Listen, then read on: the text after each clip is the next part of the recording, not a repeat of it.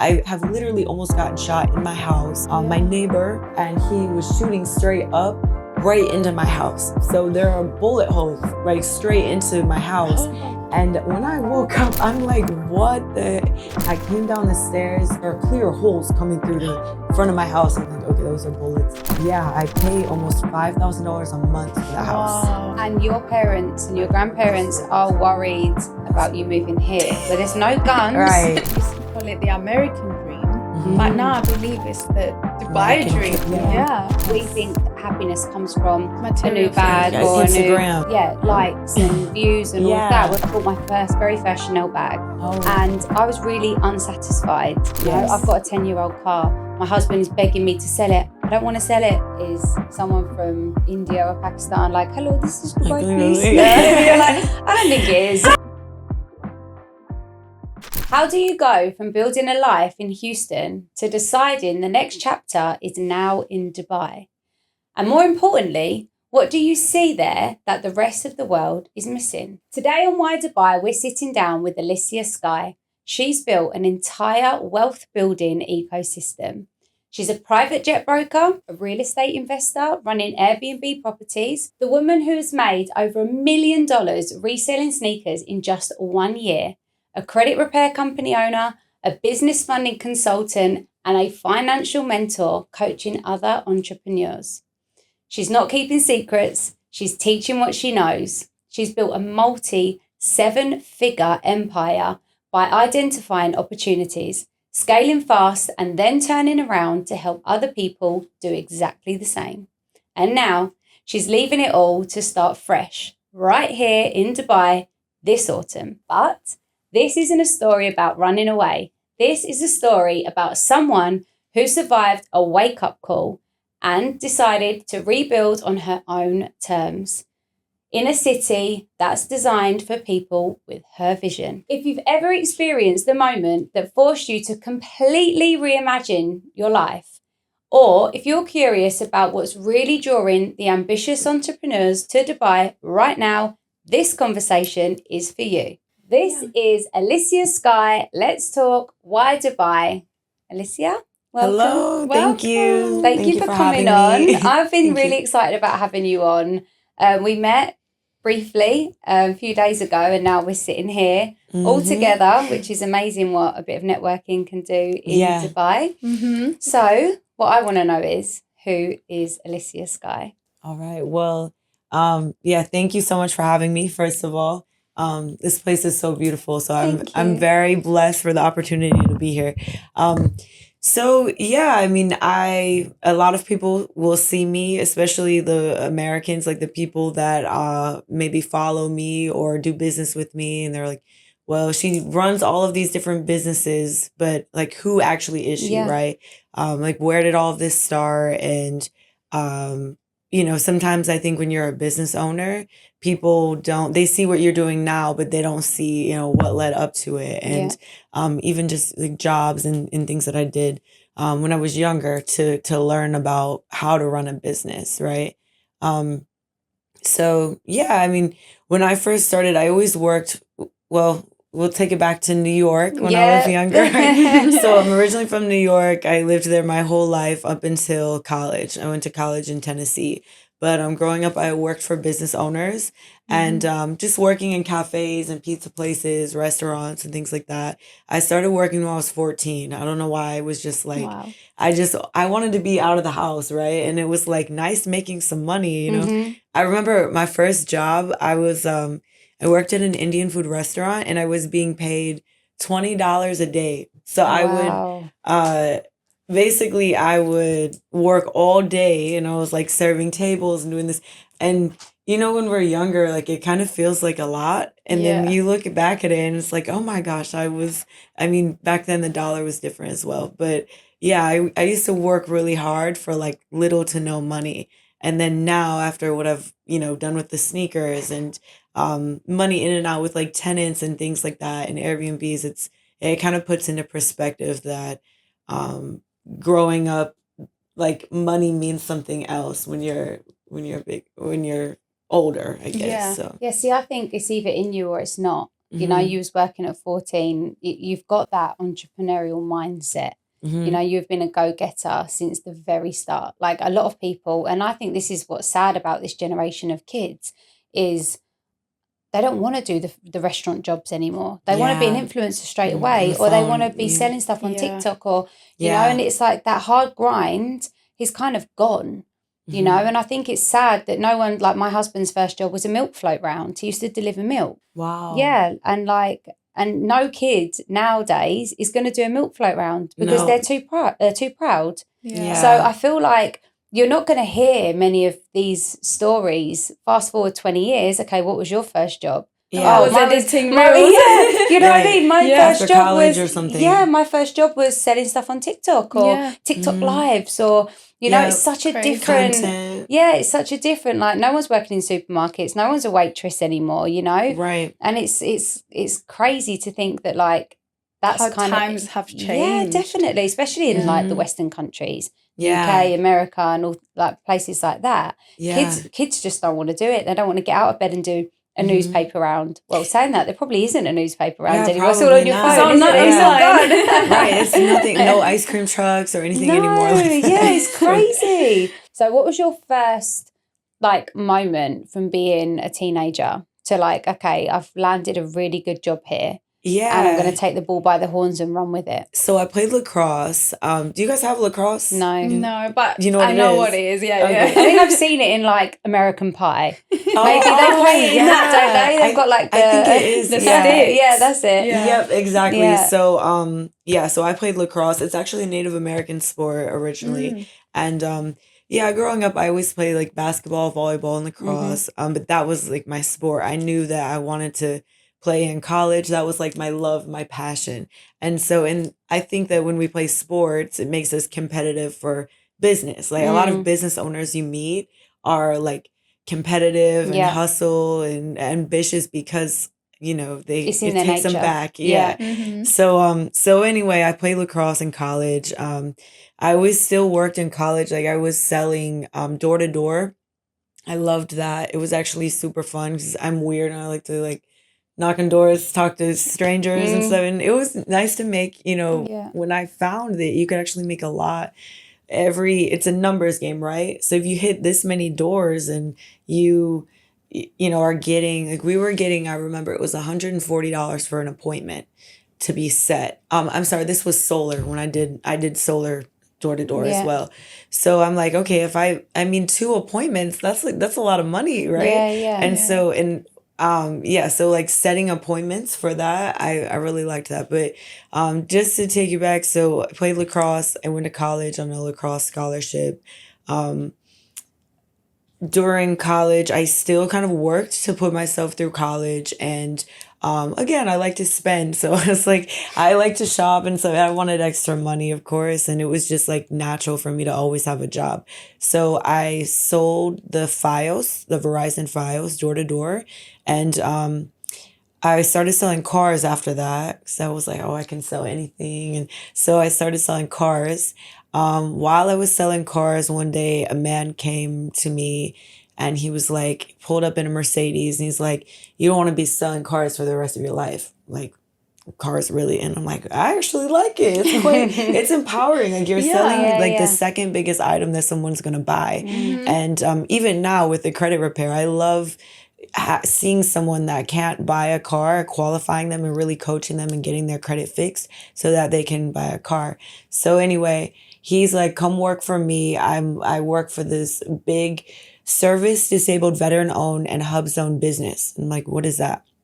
He worked in America, the government has to do so much with small business, right? And so if you've seen the movie War Dogs, I don't know. Yeah. So we were selling it's on a ammo. It's a much different scale. That was like not legal, right? But the government does hire these companies and they would sell big things like missiles and radar absorbent paint for the F-35s that are flying. And we learned a lot about selling stuff to our allies. So I was like literally placing sales for Japan and Italy and like all of our allies to have maybe not ammo, but like Backup. a lot of and so Just call it defense, backup. so it's the aerospace and defense industry, and lacrosse wasn't really going well. I'll be honest, my coach, I kind of got there and it just wasn't what I thought it was going to be. I played for a bit, but I was having injuries and all this stuff, and he told me, like, quit, like, don't be selling cars, come work with us. And I'm like, well, I have a lacrosse scholarship. I'm here on like a full ride lacrosse scholarship. I have to play lacrosse, which takes up most of my day. And he's like, you need to quit. Like, you'll never, you won't be worrying about money for school. And so I think that was the first time where I was getting paychecks in, and I'm like, wow. And I was only 19. I graduated college at 20. And at least in America, normally people are like 22, 23. Yeah. I had graduated in 3 years, and I was always younger than everybody else. And I honestly didn't enjoy college. I went to a school in the middle of nowhere in East Tennessee. You've obviously got to where you are today by sticking to your Like guns, being that bit different, and being like, okay, I'm not going to just attend the party. Actually, I'm going to get paid for breaking up the party. And it's that vision that's led you here today, you know? I think that part of me, like, if you kind of dig deep down, my dad was very strict. He's a military man, like, went to West Point, which is the Army Military Academy. And I grew up very Catholic, like Christian I went to a Catholic. Catholic school. Oh, did you? Hail Mary. Okay. So my mom too, like my mom grew up Catholic, and Yeah. then my dad, when he married her, he became Catholic, like for her, because that's like what they believe in with the 7 sacraments and stuff. So I think that growing up, like, in that kind of household, and then with my dad really strict and stuff, I always wanted to prove myself. And I feel like, I don't know if you guys have had this feeling, but it's something that I can't like get out of me. Like when I'm in Dubai and I'm doing these things, I'm going to Bali, just doing whatever I want because I own these businesses. I'm like, I try to like take a step back, and I'm like, I mean, it's great to have freedom, and financial freedom is like amazing. But I feel bad almost that I didn't like live in college and stuff, because I think I was always trying to like maybe prove myself. You've obviously always had it in you to knuckle down, be focused. I don't know if you realise how successful you was going to be, but Thanks. I think you've obviously always had a vision, and that vision is clearly earning money, being successful. Just money. Just making the money. Because you've done a hell of a lot of different things, from selling like government, solar panels, cars, now going on to sell private jets. You know, like that's a milestone to have made. Oh, thank you. You know, that's an amazing. Not many people turn around and say, "Yeah, hey, I can get you a private jet." You know, you've obviously been so hardworking for such a long period of time. And now you are at your pinnacle, and you can sit back and go, okay, do you know what? Now I do want to have a family, because you've worked so hard. Yeah, at this point, and sometimes people say like, well, I don't know, kids are expensive, or you travel a lot. Are you sure you would want that? And I'm like, trust me, I honestly feel like I've seen it all. You've done it. I've done it all. And it's like, all I want is a baby. It's like, I won't mind if they're crying all night. Like, that's just all I want right now. So, well, you trust me, you will. And if they're crying all night, I'll give you 1 week of them crying, and you'll be like, Jess, help me out here. Take me back to Bali. No, I'm just kidding. I've changed my mind. You want it? But yeah, so it is really, really interesting. Another thing that I'm interested in, obviously, which is this whole podcast, which is Why Dubai. Now, we've covered that you're very, very successful in the US. You've got multiple businesses, 7-figure property portfolio. You know, you've done amazing things. Do you feel like you've reached a point in America where you're now like unsatisfied with the way that it is, and now you're looking to venture obviously to a different place? Yeah. So talk about travel, right? First off, I think a couple of years ago, I was so intrigued with the West. I'm East Coast, right? And we kind of like East and West. A lot of people just stay on the coast, right? So if you're from New York, you don't really go to like LA much or anything. But yeah, I was living in Charlotte, And I used to love going to Phoenix and Vegas, and because that's something different for us. So, but now I've exhausted. I mean, I kind of had gone all over the U.S. and I know people everywhere because I was selling shoes to people in every single city, state, like just people everywhere, right? And so I had networked a lot. I feel like the US is like, I don't want to say conquered, but the US is kind of like minimal. Like I started exploring, and you go to the Middle East or Asia, and we have this perception of the Middle East and America that it's just all like bombs over Baghdad and war, and everything is just corrupt and bad, and women don't have rights and all these things. So, I mean, when you actually go and see it, like a place like Dubai that's beautiful and safe, and people are respectful, and there are laws that people abide by here, you're just like, wow, this is very interesting. Like, and the interest for me, it just never gets old. Yeah. So I think that being, working with people from all over the world, or visiting places all over the world, and connecting with like other business owners that have different cultural experiences, it's so interesting. And I think that's really what life is about, right? Is not just knowing what you know, but being able to explore and see like how other people live their lives. So you've obviously traveled a lot, in a lot of different places, but Dubai's clearly grabbed your attention. Yeah. Now, coming from America, the news don't advertise this place as an American woman to want to come and live or explore or run a business from here, which is obviously what you're planning on doing, is investing more into the Middle East, which from an American perspective, I bet your parents are like, are you crazy? Yeah. So it's definitely unheard of. Yeah. So from your background, obviously your parents' background, your dad was in the military. He's fought in Afghan. Yeah, in Iraq. Sorry, your dad fought in Iraq. Yep. And you're really going against the gravy, how we would say it in England. Yeah. I mean, so growing up, so 9/11 was the first day of kindergarten for me.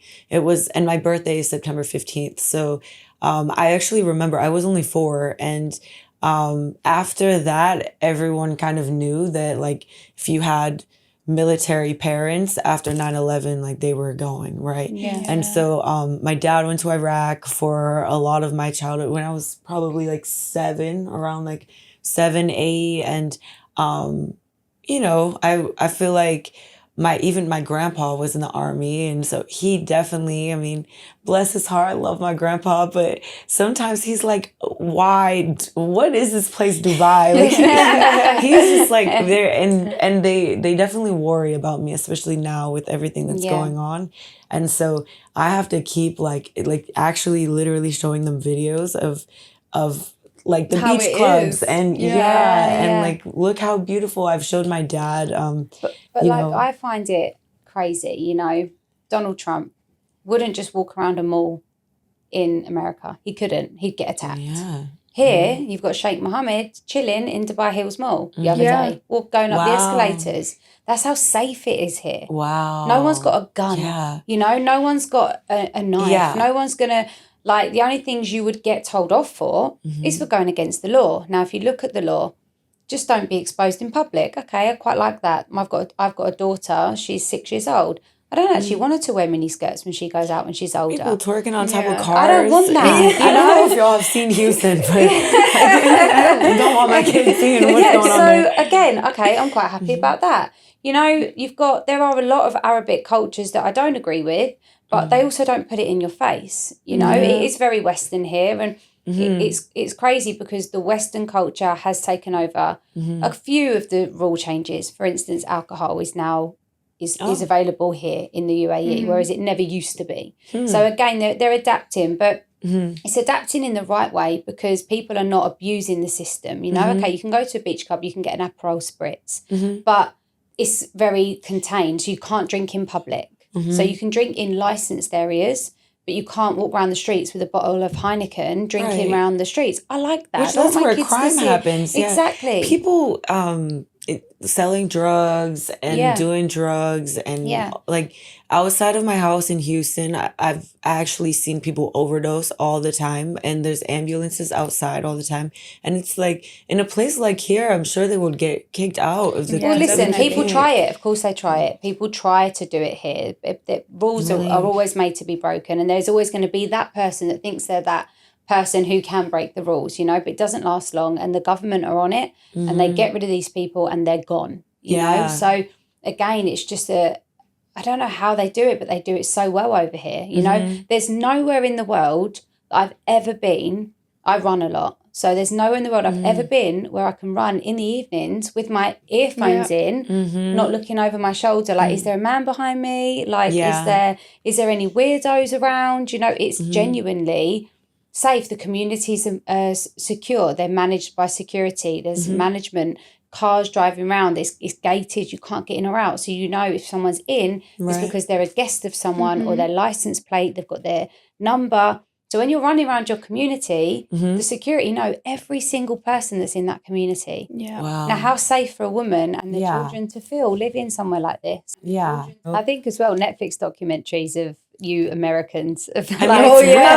opened our eyes to real. like it's real. The shootings are real. It's real. You know, people are getting shot in broad daylight. I mean, this happens in London. In London, there's a London, massive knife crime I've heard problem that. at the moment. Knives and guns, not so much. They are around, but knife crime is Common. insane at the minute. And I think that's why.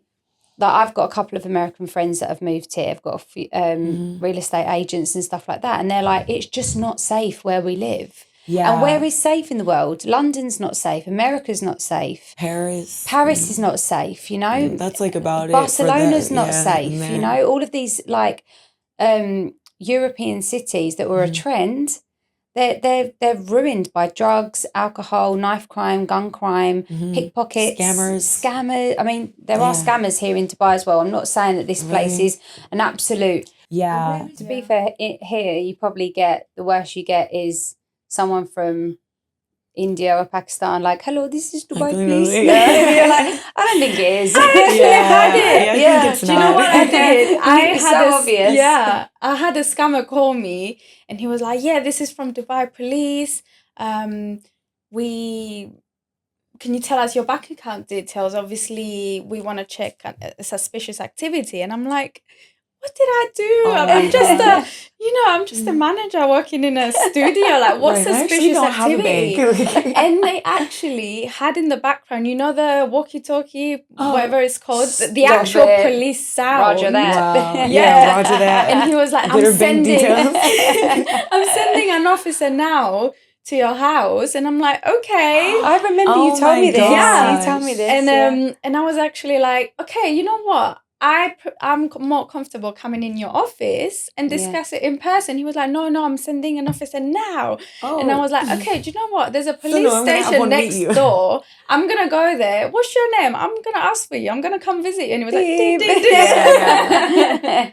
Back to the shooting too. Like, my family is sometimes they're actually mad that I'm like, why the hell would you be in the Middle East? Why would you be in Dubai? Why are you? And I'm like, and it's usually like, I think my grandparents and stuff that are they're worrying, and I don't want to be dramatic and worry them more, but I've had to tell them that I have literally almost gotten shot in my house. My neighbor has so my house is in a gentrified area in Houston. So there's his house, and then they build these big old tall houses, right? He was shooting up. Oh my God. Explaining me a story about how a lady was came to be with him for the night or something, I don't know. And she wouldn't leave. So he was like, so I was just shooting up. And he's an old man. He's like in his 70s. And he was shooting straight up right into my house. So there are bullet holes like straight into my house. Oh. And when I woke up, I'm like, what the? I was like, what is that? And I went outside. I thought that the metal, I have a metal like balcony up high in the house. I thought the whole thing, because, you know, the builder, we're not even going to talk about how bad the builder was on the house, because in America, everything is cheap. But anyway, no, let me not. But basically, the house was not made well. So I'm like, did that thing fall and like break the house? And I come outside and I'm like, I went to go do laundry. Did you find any bullets? Oh yeah, all over the floor. But the crazy thing is, it was in the middle of the night. I didn't see them. I went upstairs to do some laundry. You must have been in some deep sleep. The noise woke me up, and I'm like, oh. I went upstairs to do some laundry, and I actually stepped in powder, and I'm like, what is this? And it was the sheetrock, like the wall, you know? Yeah. And so I'm like, what is this? I came down the stairs, and that's when I was like, I'm up now. And I'm like, oh my gosh, that is not, there are clear holes coming through the front of my house. And I'm like, okay, those are bullets. And then I looked outside, and there are actually police officers. It was like a miracle. Nice. So the police officer, I'm like, can you guys come inside, please? And they went inside, and they're like, yep. And they took out all the bullets. And I have pictures, and I pay almost $5,000 a month for the house. And your parents and your grandparents are worried about you moving here, where there's no guns. Right. This is what I don't. No guns, no drugs. People can't drink on the street. You're respectfully covered. No fighting. No fighting. One time we were at the club. Meek had a concert at Blue, and a fight broke out. Right, and in America, it's like everybody's gonna duck. And I shouldn't even laugh about this because it's real. But the crazy thing is, they were it was like a lot of aggression. But it was just voices. Like they're not even hitting each other. They wouldn't try it. They're just in each other's face. And I'm like, wait a minute, this is interesting. But then in America, it takes one person to pull out a gun. That's what worries me about America. I have a gun I have to bring with me. And people are like, what? Gun? In Asia, like my friends in Bali are like, you have a gun? Really? Are you a gangster? And I'm like, no, it's just normal in Texas, you know. Yeah. But why would you want to live like that? Somewhere where they normalize having a gun at home, because it's for protection, that's how they portray it, but what about the crazy idiots that I'll get 5 guns. I'd rather have a Filipino security guy just taking down people's numbers than having to have a gun in my drawer to make sure I'm safe. I was walking in Atlanta. I wasn't alone. I was on a date. I don't drink. I actually really don't drink much, but I drink every once in a while, right? So I had a couple drinks, and I had just picked up a chain, and it's like hidden, right? You know, Lotto with like the big flower chain. It's beautiful. Oh, don't tell me they snatched it. I'm walking, and it's a long story. We actually got set up. We were kind of visiting. I mean, Charlotte's not far, but we had said, hey, we went to this spot. It was like people twerking on the tables, and it's not like a couple vibe here. So we were like, hey, are there any like restaurants and stuff that y'all recommend? We're talking to the bouncers outside, and they're like young kids, and they said, go up there. It was an Atlanta rapper, like Lil Baby or something. They're like, he has a restaurant and this and that.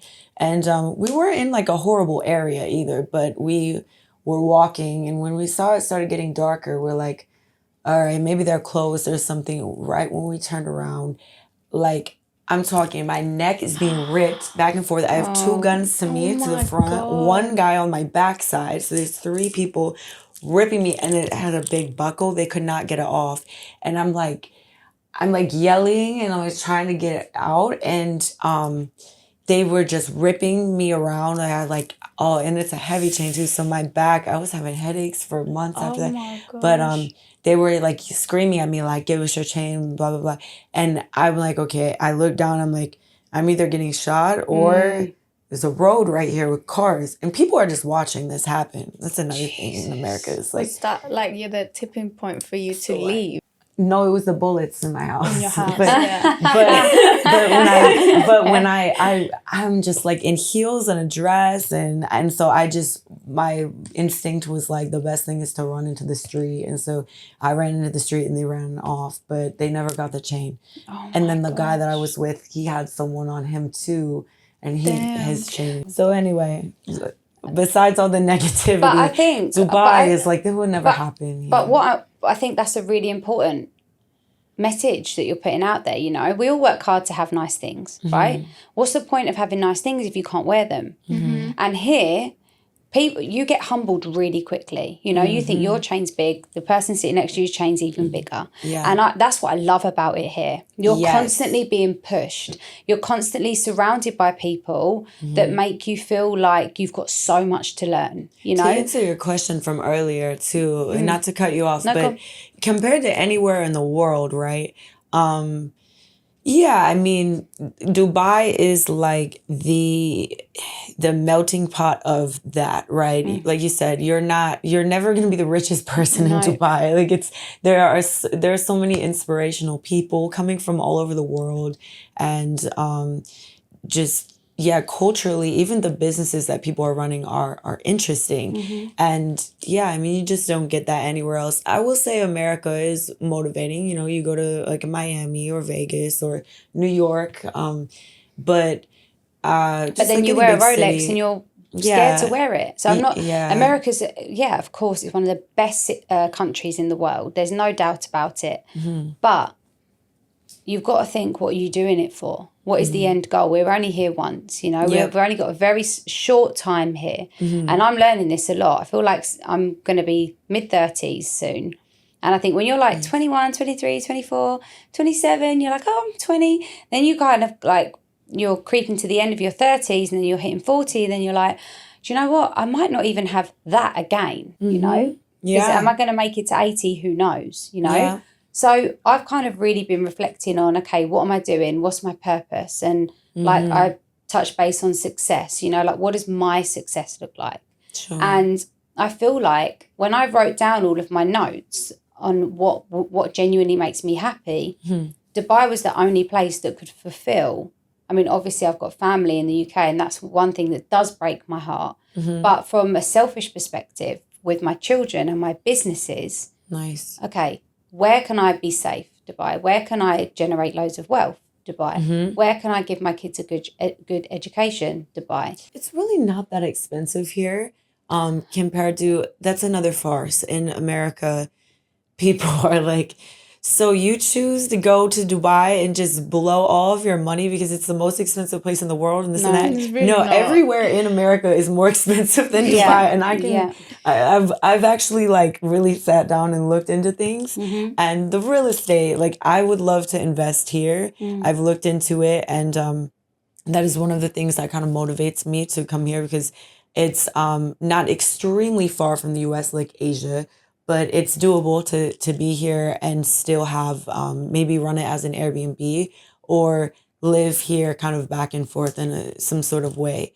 So, but yeah, I've looked at the numbers of like real estate, and just like the cost of living is really not that bad. And I also in America, they think that it's all kings that live here. And I also think there are different areas. So my turning point when I moved here was I only ever stayed on the Palm. I only ever stayed in Marina, you know, only ever stayed in Jumeirah. And yes, that is expensive.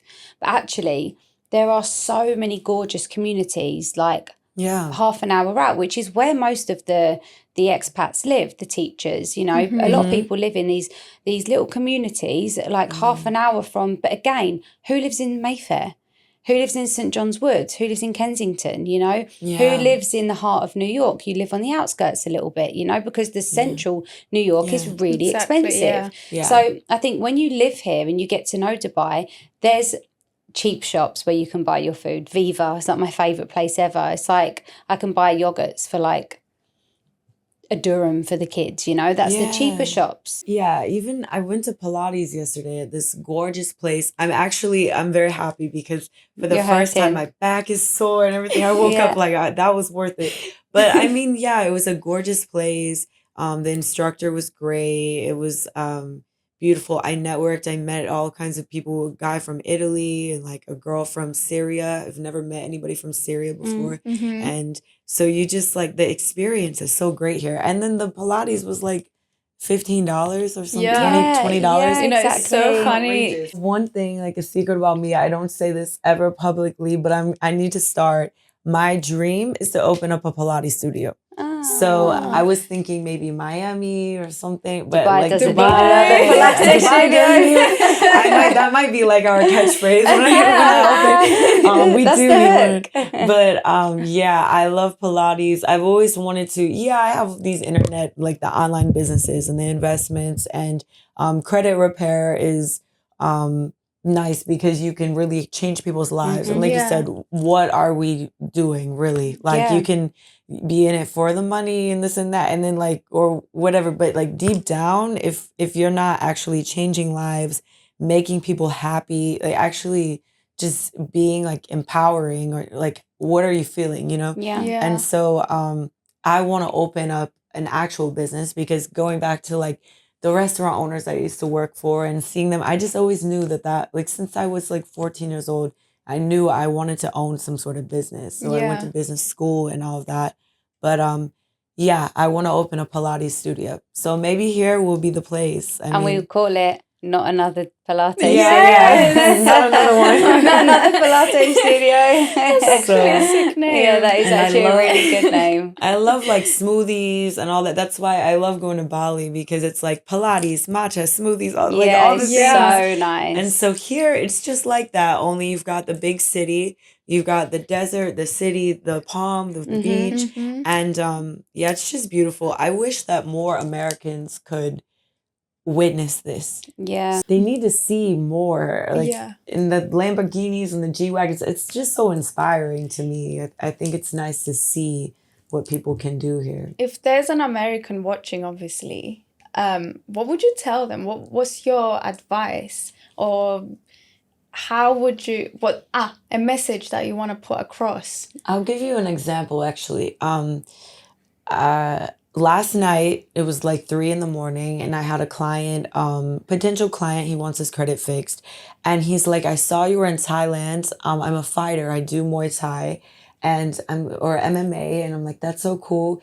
And he's like, so I had told him, oh, I went to Bang Tao in Thailand. And if you ever get a chance one day, like, you have to go. He's like, so he's like, actually, it's crazy. I am dying to go to Thailand. I'm really into MMA and Muay Thai. I've been watching it since I was young, but I don't have any money, and my credit is bad. I can't even travel. A lot of people in America don't have a passport even, but they see this and they're like, so it kind of hit home when he was saying like, you are just so lucky. I can't believe you're over there. And like for me, I mean, it's just something to do in Thailand, but I look at it like, wow, a lot of people, he's like, I want to fly. Once I get my credit fixed with you, I'm going to fly to Thailand, and I have a fight over there and stuff. And so like for someone like him, I 100%, you got to go see the world. You have to go. So a place like Dubai, right? For an American that's watching and they're like, I see the videos and stuff, but I just can't picture it. Like, try your, like you said, life is short. I mean, try your best to take the time to plan out a trip. And I mean, it doesn't have to be like super expensive or anything, but flights are really not that bad. You can get a flight for pretty cheap. It's another thing. People are always wondering how I'm able to afford. My family used to ask me that all the time when I first started traveling, like, Singapore, isn't that far? How do you get all the way over there? It's like outrageous, the price. And I'm like, it's really not that bad. And credit card points. I think from an American looking into the Middle East, it does look frightening. You've had all the bad history and the bad press for the last, 20 years? It's like embedded in the Americans that the Middle East is a bad country, or not bad country, but a bad place. And terrorists and Al-Qaeda. Terrorists and yes. Osama bin Laden. Yes, that is true. They have come from the Middle East, I never thought about that. Yeah, so so it's controlled, there's so much control. There's so much safety. Like for any Americans that are looking at Dubai through the news, they're never going to know what Dubai is really like. They have to come here. That's what I was going to say as well. Like, for everyone out there, fact check the information that you receive from all the news and media. Obviously, when you're watching the news in America, obviously they're going to portray America as, we're the best and we're right in and- this situation, and then the news maybe in the Middle East, oh, Americans are bad and they're therefore just see both sides, fact check all the information, and use your critical thinking, and then decide. Look at how many people have like been killed, been kidnapped, and not in all of these places, and it's not safe. I'm not saying that Dubai is the safest place in the world. Don't actually know where that is, but it's safe enough for me to want to raise a family here. Yeah, 100%. I know that when I was leaving, so I had finally gotten a tenant in Houston. That was one reason why I was just stuck in Houston. The house wasn't able to be sold. It wasn't able to be rented. I wouldn't book on Airbnb. I finally had gotten a tenant, and I packed up everything in storage and left and spent time with my family for like a month or so around Easter, and then decided to go to Asia just to wait and make sure all the tenants were good and situated. And I was so thrilled to get out because of all of the protests, and even my family, like people were really fighting back and forth about everything that's going on. And they kind of, I've actually, another fun fact, I don't really say this publicly, but I've never voted. And in America, that's a big deal because our rights are to vote and to speak our mind and freedom of speech.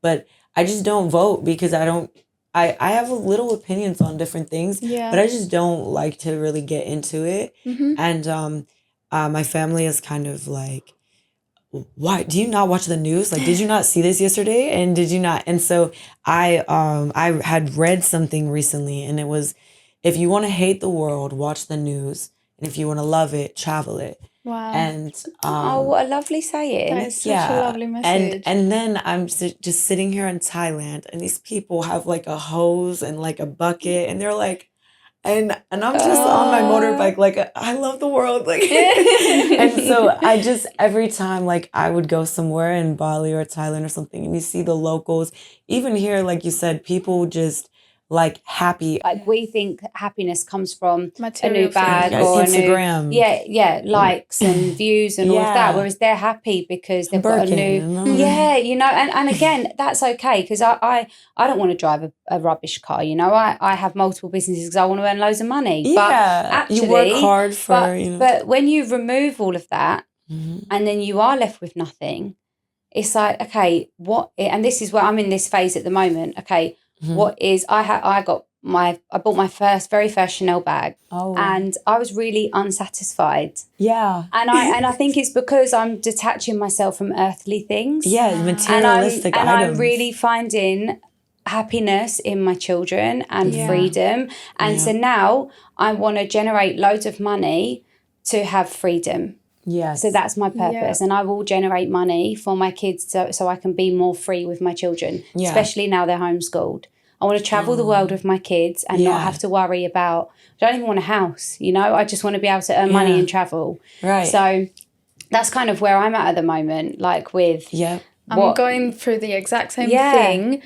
Before I moved here, obviously you work because you want to get new things, you want to rent your first apartment, or you want to get your new shoes and bags and all that stuff. But then again, if you remove those things, what else will make you happy? What will fulfill yourself? So right now, after I moved to Dubai and I saw that I have access to all of these things and I'm working my ass off and I can buy things, but then I'm like, what about the future? I want to get a house, in nature. I want to grow old with my family in nature and like have a quiet life. So I focused on those things that will actually fulfill myself. They will fulfill myself. And for a short period of time. Yeah, for a short period of time, the material things, but then traveling, buying your first house that you're going to grow old in, all of this stuff, that's the actual end goal. Yeah. Like a lot of my clients are celebrities, right? They're like, they play professional NBA, like basketball, football and stuff. And even them, like when they have lived this life, they're just like I don't really care. Like, yeah, I'll still buy these items because like they still have money. I can. And, like, but it's not like when you're younger, I feel like it's more satisfying and you feel like you accomplished something. Yeah. But now I'm like, I don't know. With me, I want to it's climb the a little mountain. things. I want to do an ice Yeah. bath. Yeah. I want to meditate, and I want to. I just want to. I want to be free. I think for me, freedom is a massive thing. Freedom with control and health. and health. Yeah. I always say online, like publicly, that I was diagnosed with lupus, and I mean that is one thing that I was frustrated for a long time with it because I just thought like I would give every house I have, all of the money I have, everything for my health because I'm in such pain. And I'm so frustrated with every doctor visit and all of this because it's just so expensive. And it's like the pain and the money and stuff, it was like exhausting to me. But you have to just let go of like that life and being stressed, right? It's actually a sin to just stress out. Like your life is your life. The cards that you were dealt. Everybody has different cards, and that's just life. Like that's just what you're gonna have to live with. But that's the beauty of Islam and the Catholic religion as well. What has opened my eyes here is that a lot of the religions are the same. Yeah. It's actually mental, you know, like in Islam, it's like, okay, I recently saw someone who lost a baby. And I was like, I'm so sorry. Like, I'm so, obviously being a mum, I'm like, I'm so sorry to hear that. I've luckily never had to go through anything like that. And I was like, I'm so sorry. And she was like, it's fine. It's in God's hands. It's what Allah had planned for me. Yeah. And I'm like, if everyone had that Yeah. mentality, then I've got Catholic friends whose daughter has epilepsy. And I was like, oh my God, I'm so sorry. She's like, they're like, it's fine. It's what Jesus has dealt for us, you know? Right. So everyone's looking at the higher power, whether you call it Allah, whether you call it God. That's also a thing that I wish more people would see. And Dubai opened your eyes to that a lot. Nice. Where they do Ramadan, Christians do Lent, you know? It all comes from the same story. It's just been modified slightly different. Yeah. You know? Yeah. So it does. That's a big eye opener. When you start spending more time here, you realise the religions are actually super similar. Yeah, for sure. I will say one other thing. When I was back to like the materialistic things and like just things that we stress about, right? What we call them like third world problems or first world problems. First world problem. I was in Bali and I got to the airport. The flight was they had issues. The flight was delayed and then it was canceled. And they said, yeah, you're gonna have to fly tomorrow. And you're gonna have to pay these fees because it's a rebooking fee. And I'm like, me? You're the one that messed up the flight, right? And so I'm like trying to be like hold my composure together, and I'm just like, so I have to pay this, and I'm frustrated, right? And I end up having to like rebook a new hotel in Bali, and then like all these issues, right? That are just such big issues. I'm in my favorite place in the world, and like and I have to like think to myself, like usually I do a good job about this now. So I'm like, God, everything is in God's hands, and it's our path. But for some reason, I was just frustrated. Yeah, I swear to you, I get in the car, I get the Grab, right? The Grab like Uber. I get in the car. Start talking to the driver, and this is so sad. He tells me he moved from Denpasar. He's new to Bali, and he's apologizing that his English isn't that good. I'm like, you're fine. Your English is good. And he's like, I've only been here 2 months. And so naturally I ask, like, oh, what part of Bali do you live in? And he says that he lives in his car. And he's like, I live in my car. I just moved here. And he's kind of explaining that the transition was hard getting to Bali and finding a place. And I kind of like started crying, and it just like it humbled you quick. Well, it hit me like I'm a horrible person. Like this is just, why am I sitting here with my first world problems in the airport with my bags and luggage and like, oh, I have jewelry. To book another hotel because I can afford to do that. It's insane. I'm just like, I am so upset at myself. And but it's good that you recognize that, because a lot of people would have just dismissed that person and worried about yourself. The fact that you have recognized that means that you're a good person. But like, it was just like talking to him. So I immediately, I'm like, what do I do? Should I book him a hotel for like weeks in the place just so he can have a spot? Should I don't have any cash on me, but like if I had some, I'm like, how should I go to an ATM? Like I'm trying to, while he's kind of talking, I'm like, oh my gosh, I want to help him. And Bless you. so it's just crazy. We get to the hotel, and he was kind of going down a one way by accident. So he says, oh, I have to reverse and I have to, the roads are like small and stuff. So he's like, let me turn around. And then the doorman comes out and he's helping me. I'm like, I'll get my bag. So I go in. The doorman is like explaining to him how to reverse and go down so he goes kind of like in a circle. So he leaves, right? I drop the bags. I turn around and I'm like, okay, first of all, let me tip him as much as I can on the Grab app, which isn't much. It's like $6 or something in rupiah. So I'm like, tip him. And I go to message him. So I'm like, where did he go? And I asked the man, I wanted to go talk to him and kind of finish the conversation and just see what I can do. I was going to ask him if he wanted to stay at the hotel. And so long story short, right? The doorman says, yeah, he's down the corner here. The car just went this way. I'm like, thank you. And I run and I see his car, right? I see the same exact car. It's a white car. It's tinted. And I like knock on the window. I swear to you, the window rolls down. It's not him. It's an old man.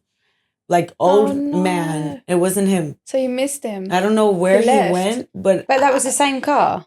In my faith, I believe that was an angel. I believe that was God. No way. Yeah. I mean, it had to be because, Where did he go? I don't know.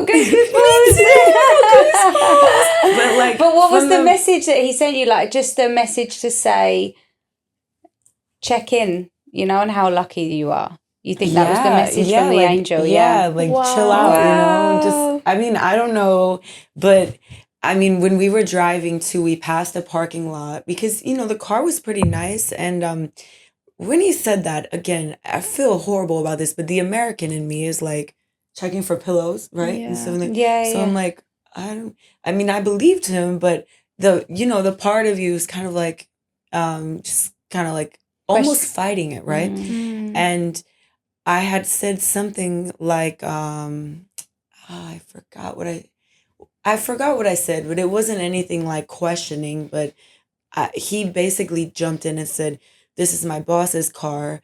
And when we were driving past a parking lot, he said, my car is over there, actually. And those all the people that live in their cars over there. And I saw the parking lot and everything. Oh, so I was just like, oh my gosh. And from then on, I felt so bad. You got to take it as a message. And there are people out here living in their cars like it's real, And like every time you think you're maybe going in a more uptight mindset or like the American way or the Western way, you have a story in your head to humble you back and snap back. And keep reminding yourself that you know. But I think the beauty of Dubai, we actually touched base on this on a previous podcast. It used to be very materialistic here. It's the tallest city, tallest building in the world, biggest this, best that, done this, that, and it was so like that.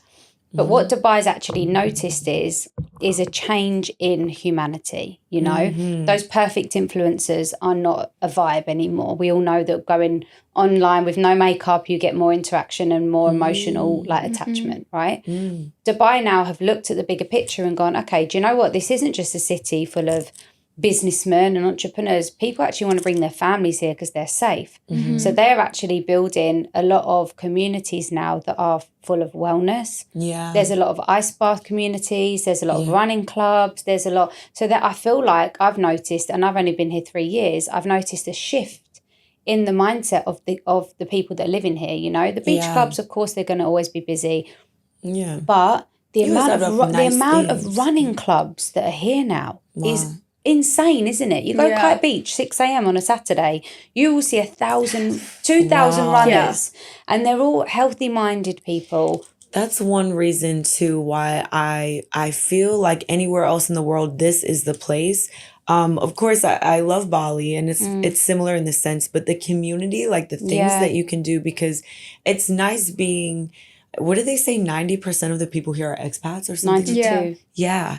So it's so nice being like we're all similar in that sense. We all have a different culture or place that we've come from. And then we, like you said, it's like a We all want melting the pot. one thing. So, but with the community, there's so much that they do. I mean, there's like you could move here today and not know anyone and just attend a few running clubs and have friends for life. Yeah. Yep. The women's event, I met all those girls. Yeah. One girl, so in America, I love going to like basketball games and stuff. It's just like something fun that we do. Probably like you guys with soccer and football, Football. right? Football. So, I mean, we went to a basketball game, and then Janelle and the girls, we went to R&B night the other night, and then you meet people from places that you've never met people from, and it's just so nice. Yeah. Yeah. And they've all been really respectful about me being American, and I like that too because again, we have this feeling that because we're American, we're going to go to the Middle East and all these people are going to stare at us and they're going to act a certain way towards us because we're American, and then we're not safe. And it's not true. No, it's not true. Here it's just, it's very welcoming. It is. Truly welcoming. American culture kind of has, some people would say the country is built off of land of opportunity and immigrants. And I mean, maybe a long time ago, but now it's horrible. I have a lot of cleaners like for my Airbnbs that are Mexican, and they can't even give me their ID because they don't want to because that's really sad. Yeah. So now it's very hostile, and some of the hardest people, when I was in Houston, some of the hardest workers were Mexican because they build houses and stuff there. You're so close to Mexico, and it's just sad that people don't feel welcome there anymore. Yeah. And so I feel like if, I know it's hard and it's not like doable, but if they could come to a place like this, I mean, they would have. I say that all the time. If only people had the same mindset. Like or everyone ability. wants to. It's hard that not everybody can do like what. I'm talking about the government. If the American government had the same mindset as the Dubai government, then people would be more inclined to travel there because they'd feel welcome. Yeah. Which they kind of say it was like that a long time ago. London was the same. Like my grandparents. London didn't even have fences in the garden. Everyone just shared their gardens because you didn't need to. Now, no one wants anyone looking in their territory, and it's all very like, don't look in my garden, don't look in your garden. It's all like, but in the East End, there wasn't even fences that separated the houses because everyone was just united. And now like before, they used to call it the American dream, but now I believe it's the Dubai dream, really. Yeah, there aren't that many places like this in the world as well. Like Asia, I mean, a big nice city that's welcoming and has all these things and is modern. Like Tokyo is nice, it's safe, but I've never been. I do really want to go. It's on my bucket list. It's nice, but the vibe of like kind of what we're going for as expats moving somewhere, I just feel like you can't get it much in the world. Bali is nice. It's good for like a vacation. I feel like it's hard for me to focus on my business there because of like the time zone and different things like that. But it's a great place. It's just to reset. Here is more motivating. And inspirational. Good. Well, we can't wait to welcome you here more often. Thank you for coming on the podcast. It's been really lovely having you on. Got to know a bit about you and your side of being an American coming to Dubai. Thank you. And if you could, just one last message for any woman, an American woman, looking to come here, please just tell them how amazing it is, how safe it is. Straight into the camera. Yeah, I would just say that, the opportunities are great. It's not crazy expensive like what people make it out as. And you're truly welcome here. I think it's a great move if you can come here and especially run a business online. Or run some sort of business here. Obviously, people do it, and you just have to have that grit and just have that faith that it's going to work. And I mean, just push yourself and at least come and visit and see what it's like. Oh, thank you for that. Thank you. Thank you, everyone. I hope you enjoyed this episode. If you have any topics that in mind that you want us to cover, please feel free to comment down below and like and subscribe. Like and subscribe. Thank you. Thank you.